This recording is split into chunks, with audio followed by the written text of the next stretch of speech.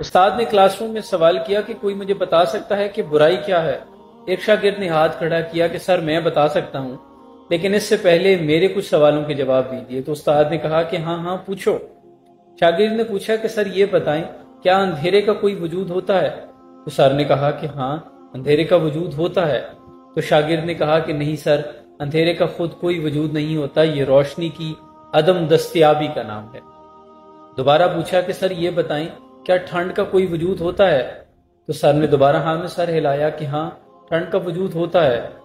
تو شاگرد نے پھر نہیں میں سر ہلایا کہ نہیں سر، ٹھنڈ کا خود کوئی وجود نہیں ہوتا، یہ حرارت کی عدم دستیابی کا نام ہے۔